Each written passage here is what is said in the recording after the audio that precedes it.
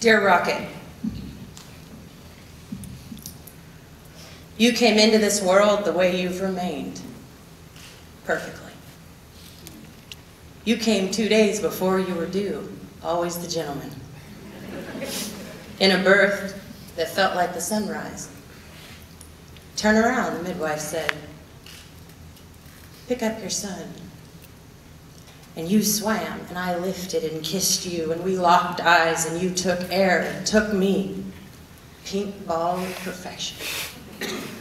They asked me how I felt. I said, elated. You were so beautiful, you took my breath away. How could it be?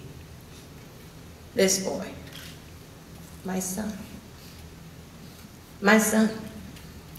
Your sister named you Rocket Ship before you were born.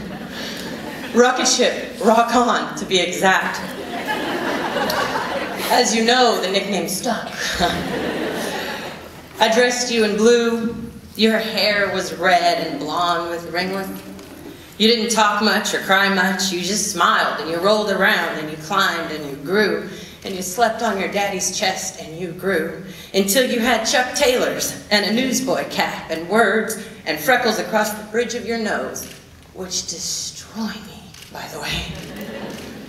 Once, I walked in from work and you were 2, and you ran to me in elation, threw your arms around my neck as I knelt to you. You whispered, Mama, home. Let me always be home for you. Let me get on my knees and feel your words across my cheek. You turn 6 tomorrow. My awe has not diminished. Your sacredness rests undisturbed. You won't ever understand, little one, and that's okay. You shouldn't. You may get a glimpse when you have a daughter, but you'll never quite know what a boy means to his mother. Tomorrow you turn 6.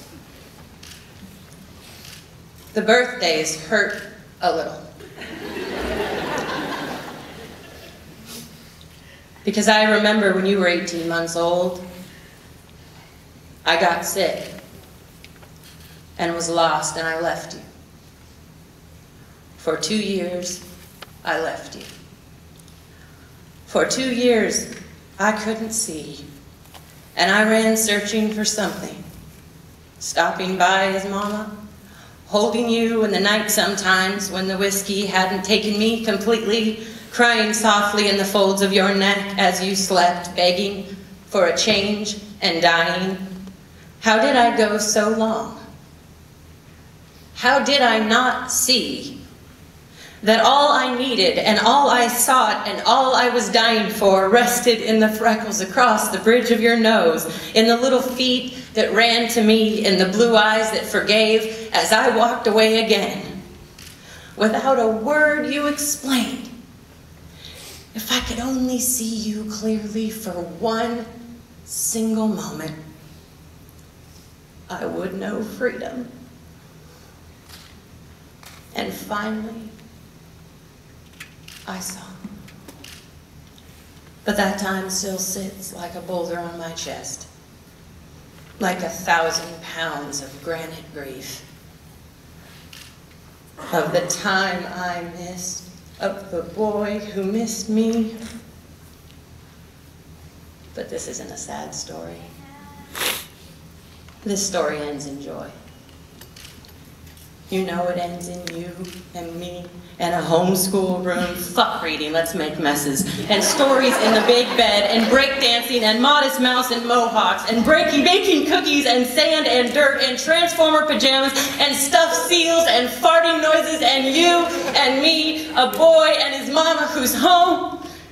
Happy birthday, little man. Here's to the rest of the story.